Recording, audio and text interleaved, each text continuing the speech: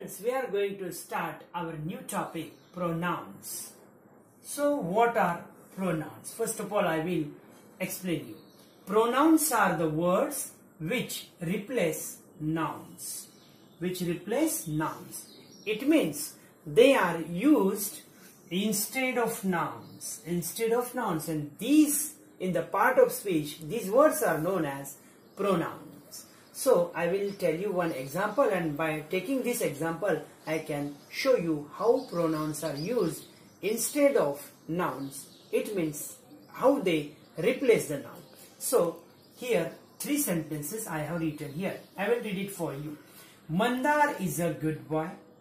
For the first time I am referring, that's why I will take the name Mandar is a good boy. For the second time, do I use in general Mandar goes to school every day? In the third sentence, Mandar enjoys watching cartoons. Is this true in general sense? Every time I don't use Mandar, Mandar, Mandar. For the first time I use Mandar. Second time, instead of Mandar, I use the pronoun that is he. And the word and the sentence would become like this. Mandar is a good boy. He. Why? Because he is a masculine gender. And Mandar is a male child. That's why I am using he. He goes to school every day. Here in the third sentence, here again I use he. Because he is the pronoun. He enjoys watching cartoons. It means they pronouns avoid. How do they help us? They avoid unnecessary repetition. Unnecessary repetition. So that's why we use pronouns. So how would I read these sentences? Mandar is a good boy. He goes to school every day. He enjoys watching cartoons. And that's why the pronouns are the replacing word for nouns. So what kind of pronouns are there? But in the very basic grammar, I would like to teach you the three personal pronouns, because there are different types of pronouns, demonstrative pronouns, etc. But I would tell you in this period about the personal pronouns. So there are three persons or personal pronouns. First person, second person, and the third person. So which are first person and to whom they refer? First person always refer to the speaker. It means who is speaking. First person refers to who is speaking.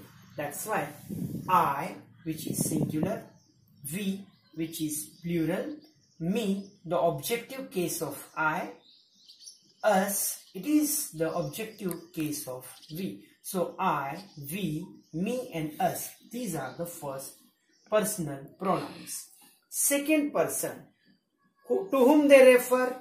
They refer to the person being spoken to.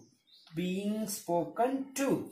The speaker speaks to someone, and the person to whom the speaker is speaking, this is the listener.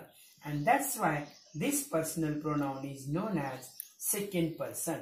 So for example, you can be used in singular sense and plural sense. Like this, I am a teacher, you are a student, and if you are many, I would say you are students. So both in the singular and plural form you can be used, and you is the only second personal pronoun in English.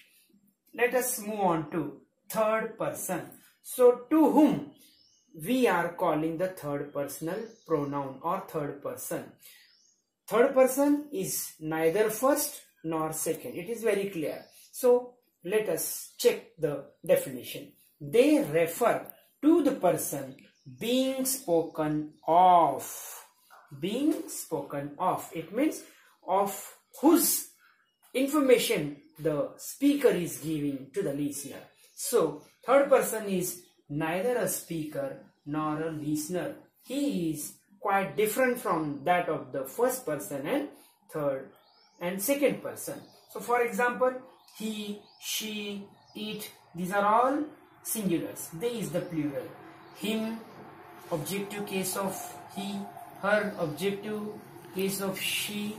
It, you may easily understand. Them is the objective case of they. So this is how we have concluding this third personal pronouns, and in the next period we will be here with new topic. Till then, have a nice